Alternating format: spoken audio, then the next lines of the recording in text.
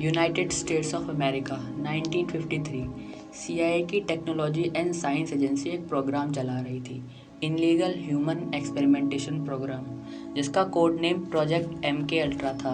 और ख़ास बात यह है कि इस एक्सपेरिमेंट से इंस्पायर नेटफ्लिक्स की एक सीरीज़ भी है जो दुनिया भर में फेमस है। तो पहले रियल एक्सपेरिमेंट के बारे में बात करते हैं और उसके बाद रिवील करेंगे सीरीज़ का नाम। In the early days of the Cold War, the CIA ordered the creation of a secret program intended to find ways of mind control. They funded an army of psychiatric institutions across the United States and Canada to perform experiments on unsuspecting patients using psychedelic drugs, sensory deprivation, electroshock treatment, and more. The program was known by its codename, MK Ultra.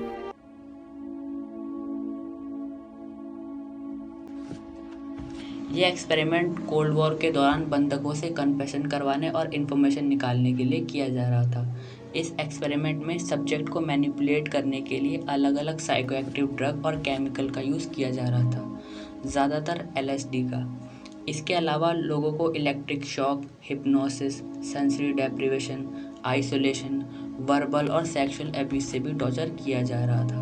और इस सब का मकसद लोगों को mentally और psychologically कमज़ोर करके कन्फेशन करवाना और इन्फॉर्मेशन निकालना था। MK अल्ट्रा 1953 में शुरू हुआ और 1964 आते आते प्रोजेक्ट का स्कोप रिड्यूस हो गया और 1973 में इस प्रोजेक्ट को बंद कर दिया गया। ये प्रोजेक्ट कई इंस्टीट्यूट, यूनिवर्सिटीज़, हॉस्पिटल्स, प्रिजन्स और फार्मास्यूटिकल कंपनीज से जुड़ के क्लासिफाइड तौर पर चलाया जा रहा था। प्रोजेक्ट की सारी इन्फॉर्मेशन कॉन्फिडेंशियल थी और सिर्फ कुछ बड़े ऑफिसर्स को ही इसके बारे में पता था। 1975 में प्रोजेक्ट के बंद हो जाने के करीब 2 साल बाद पहली बार दुनिया की नज़र इस प्रोजेक्ट पर पड़ी, पर CIA डायरेक्टर रिचर्ड होम्स ने ये कहकर इन्वेस्टिगेशन बंद करवा दी कि प्रोजेक्ट की सारी फाइल्स 1973 में ही डिस्ट्रॉय कर दी गई हैं।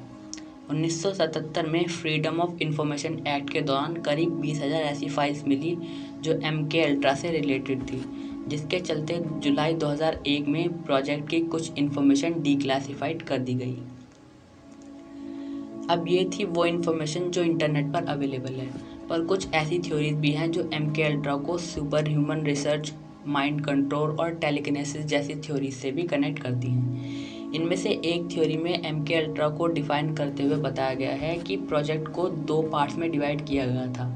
पार्ट 1 में सब्जेक्ट के दिमाग को खाली करना, मतलब उसकी सारी मेमोरीज को मिटाना, और सेकंड पार्ट में उसके दिमाग को कमांड देना, मतलब एक ऐसा सोल्जर जो वो करेगा जो आप उससे करने के लिए कहोगे, बिल्कुल मार्वल के विंटर सोल्जर जैसा।